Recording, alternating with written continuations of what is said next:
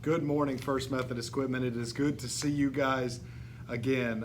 It's been a little while. It's been about a year and a half, and as you can tell, I unfortunately have not gotten any better looking during that time. And Josh Medlin, I know you have a comment on that. I just want you to know I don't appreciate whatever comment you're about to make on that. In all seriousness, guys, we're excited to get to do this video for you today. Tino asked me to film a video talking about these seniors, and I'll tell you, for me and Jess, this group of seniors has been incredibly special. They have been ones that have warmed our hearts for a long time. We've enjoyed getting to know them, and so I am beyond blessed to get to be part of Senior Sunday today. We wish we could be there celebrating with you, but we're excited to get to do this video. So thank you to First Methodist and to Tino for allowing me to do this. We got a long list of names. We've got a lot of people to get through today, so I want to make sure to go ahead and get started with that. And I want to start us off today with a young man named Jacob Day, or as some of you guys call him, Jacob J. Jacob, you are deep and thoughtful, constantly thinking about others around you. You have a desire to make the world a better place and are committed to doing your part to make it so. I always loved when you would get excited about something and you would get passionate about something. You would find out about some new cause and you had to tell somebody about it, and you knew exactly what you were going to do or how you were going to be a part of fixing a problem. I always loved watching your heart for other people. I love your passion and your willingness to stand for what is right, and I know that it will carry you far in life. Congratulations, young man. Michaela Hubbard. Michaela, you have always been sweet, but at the same time, you're willing to speak your mind, and I always appreciated that about you. I knew that if I asked you something, then you would tell me exactly what you thought, and I appreciate that you value truth and honesty with such a high price. That's going to carry you a long way in life, and I wish that the best for your future. Ashton Goss. Ashton, you came in to our group a little bit later on, but from the beginning you were comfortable. You were always real and always authentic. I knew that if I asked you what you were thinking or how your day went, then you weren't going to just tell me, oh, my day was good. You were going to tell me, it was good, and here's why it was good, and here's why I enjoyed it. And if it was a bad day, get ready. You were going to tell me exactly why it was a bad day, how it could have been improved, and what you thought needed to be different. Ashton, real and authentic is who you are, and I always appreciated that you didn't sugarcoat things. You let people know exactly what you were thinking at all times, and I appreciated that about you. You appreciate truth and honesty, and you are always willing to give it. I know you have a bright future ahead, Ashton. Congratulations. Emma Van Beesler. Emma, you are full of sass and full of grace, and I want you to know I mean that in the best possible way. You don't know this, but you were part of one of my favorite moments in ministry of all time. It was D Now at some point early in your high school career. And I remember leading up to D Now, you and I had kind of had a rough patch. Not necessarily a bad spot, but you and I just weren't clicking. We weren't on the same page. And I remember just being frustrated that you and I had been connected at one point, and we were on the same page, and all of a sudden it wasn't happening. And I felt like I wasn't reaching you, and that God wasn't moving in the way that I thought He should move in your life. And I was so frustrated, and I was so worried about you. But you came to D Now, and I remember on Saturday night of D Now, during the time where you're asking people to really consider their faith, really think about their faith, really think about what they're doing with their life. You came up to Jess, and Jess made you come up to me and tell me this because Jess knew kind of where my heart was. And you came up and tapped me on the shoulder, and you said, okay, I'm ready to take a deeper step. I'm ready to go deeper. And I remember I responded to you in the most Christian and youth ministerial positive way that I could. And I said, well, it's about dang time. And I'm pretty sure I said dang, but it would not surprise me if I did not. I did mean dang. If I didn't say dang, then just know this, First Methodist. I don't work there anymore. You can't fire me. Uh, but that was just truly a high moment. But really what made that a high moment for me watching you was that after that, there was a fire in you that could not be denied. I remember I asked you to be part of some leadership stuff we had going on in the months coming after that, and you were going to help me to kind of orchestrate and plan the semester after that, going into the fall. And I remember thinking like, okay, we're going to sit down in my office and we're going to talk things through. And you walked in and you had a notebook and you said, Taylor, I've been praying about it. This is what God wants us to do this semester. It was the easiest lesson planning I had ever done. I was just like, I looked at it and you had detail and you had gone into it. It was obvious you had prayed over it and you had thought a lot about it. And I was just like, okay, we're doing this. This is easy. Emma, you have a fire in you that is unquenchable. And I pray that you continue to fuel the fire that God has set in your heart. Congratulations. Lily Danner. Lily, you and I didn't get to know each other that well because you were coming in kind of as we were transitioning out. But I got to tell you something about you that I don't know if you know this. Your friends think the world of you. Like, it was kind of funny. In the couple weeks leading up to the first time you came, all I could hear from other people was, Lily might be coming. She's awesome. And people would say, oh man, Lily might be here, and she is so incredible. She's so sweet. She's so smart. She's so nice. She's so kind. She's so gentle.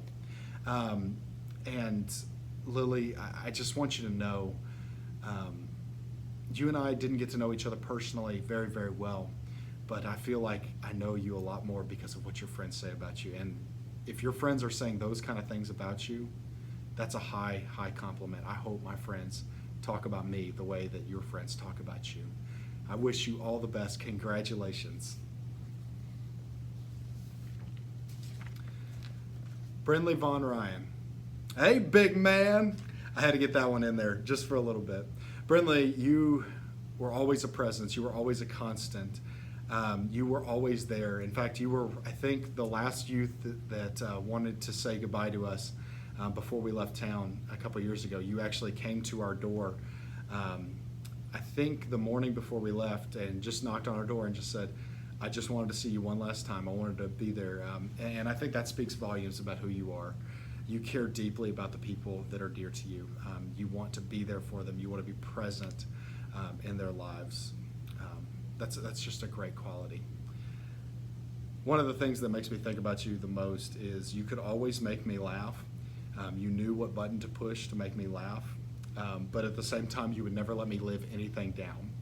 I appreciated the way that you constantly teased me for years, and probably still are going to make fun of me after this video, about the time that I got lost driving to the Tim Hawkins concert and accidentally took y'all to the miniature horse farm. Everybody else kind of forgot about that moment, but Brindley would bring it up like every month. It like just never died. But in all seriousness, Brindley, I am so incredibly proud of you, and I am so blessed to know you. And I think a lot of people feel that way. Congratulations. Riley Cameron. Riley, you are talented and bubbly, and a lot of people see that from the outset. They see who you are and the way you interact, but there's a lot more underneath the surface that a lot of people don't see. Of course, they see your talent. They see you get up on stage. They see you lead.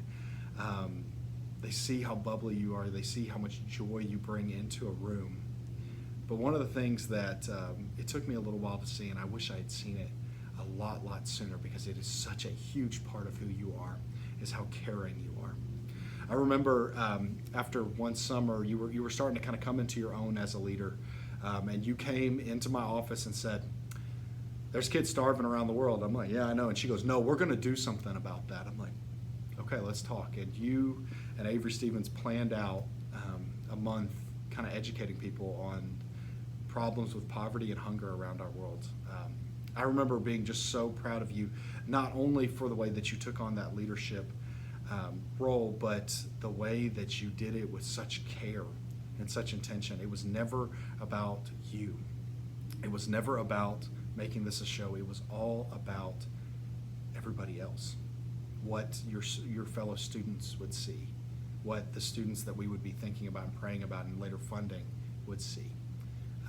Riley, you are talented and bubbly, but you're also so deeply caring, and you have developed into such a strong leader. And I hope that you never lose those parts about yourself because they are awesome. Abby Dobbs. Abby, you are passionate and determined, and you have a heart for Jesus and are never afraid to speak up for what you believe in. Throughout our time together, I got to see you set goals and work with everything you had to achieve them.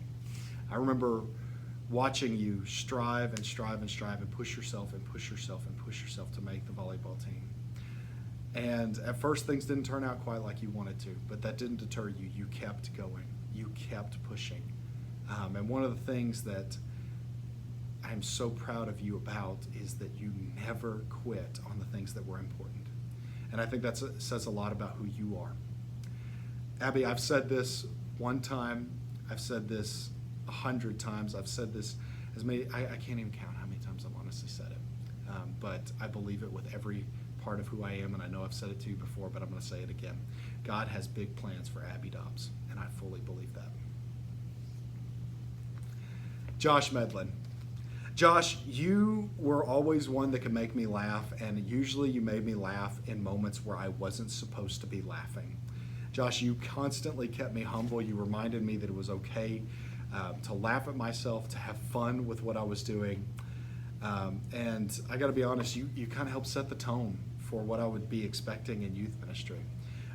You were one of the first students that I met. I remember walking in, it was my first Sunday. I was walking across the parking lot because I had seen your mom, and your mom was on SPR and helped the hiring process. She was one of the first people that I knew in the church. And I remember hearing about you, and I saw her and you walking across the parking lot. So I went up to say hi, and I remember introducing myself to you, and you had this cast on your arm. And I said, hey, what did you do to end up in a cast? And you responded by saying, something stupid. And I remember thinking in that moment, like, me and you are going to get along great, because I cannot tell you how many times I've answered a question like that with the exact same answer. I mean, it just kind of helped set the tone for what we were getting into. Josh, besides having a great sense of humor, though, you are a strong leader. You're charismatic. You can get people to follow you doing just about anything, and I think that's such a great quality in life. I pray that you are always thinking about others and how to use the gifts that God has given you to benefit the world around you. Congratulations, Josh. Mike Fry. Mike, you are the epitome of joy and energy when you were on a sugar high. You constantly radiate joy. You choose it above the other emotions that you can have. You choose it above, being anger or bitter or whatever else you could be. You choose to be joyful, and I love that about you. I remember one of my favorite memories being in Quitman was the mission trip that we took to Baton Rouge, and you were on my work team that whole week, and constantly you were laughing and dancing, and creating energy and drawing the team together, to the point that I think the girls on our team kind of got annoyed with how much fun the guys were having.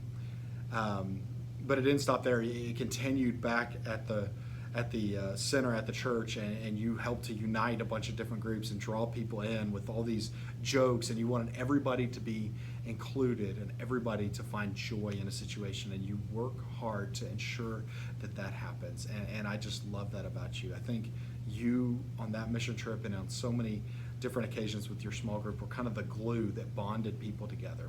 And I appreciate that about you. And I hope you realize how much of a gift and a talent and an asset that is, because that is a huge, huge thing.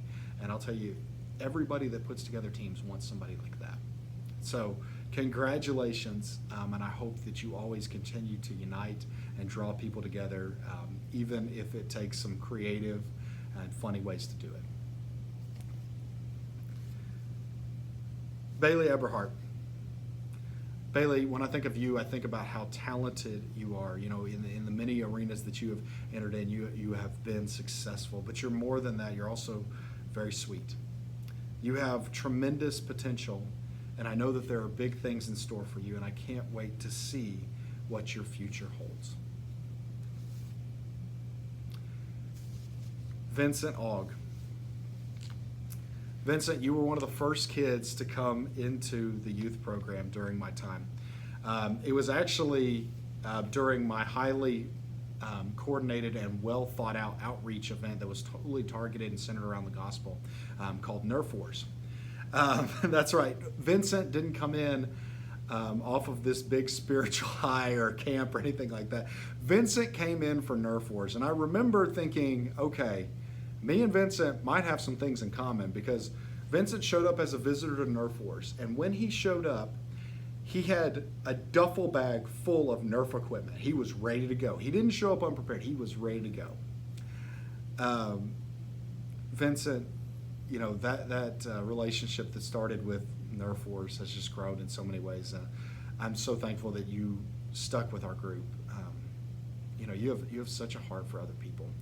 When I think of you, I think of Andrew as one of the disciples, because your goal was never to make it about you. Your goal was never to make it into, you know, this big Vincent show. Your goal was always, and has always been, and I think will always be, I hope it is, to connect people with Jesus. I look at the list of people that I've talked about today, but also the list of people that I know were in youth group, and I just think about how many people are blessed to have you in their life because of the way that you connect them with Jesus. You brought people in. Anytime that you saw somebody that was struggling or having a hard time, you know, you asked me to pray for them. Anytime that you could, you would drag a friend to church, even if you had to kind of trick them into coming, which I think actually was the story with Ashton, how Ashton ended up in church, is that you had to trick him into coming. I'm glad you did. Vincent, you have a passion about Jesus, and it infects every part of who you are in the best possible way. And I cannot wait to see what God does with your future. Guys, I am so incredibly proud of you as a class. I want you to know that Jess and I and Jason, you guys are a part of our family. You guys are part of who we are. We think about you all the time. We talk about you all the time. We talk about the good times and the bad, the high and happy memories, and sometimes the ones that aren't so good. Guys, we are just it's just so blessed to get to experience life with you. And for everybody else that is in Quitman still, guys, we miss you tremendously. Yes, we're doing well. Jess is enjoying her job. I'm enjoying mine, and Jason is enjoying wrecking our house. He is nearly 11 months old, and he has figured out how to just about get into everything. But guys, we are so blessed as a family to know you and to have spent time in Quitman. I want you to know that. We are so thankful for our time that we got to spend there. I think I have talked for long enough. If I rambled, I apologize, but this has just been a really special thing for us, and such a special community to us. So, Tina, thank you for the opportunity. Congratulations, class of 2019. We cannot wait to see what God has in store for you.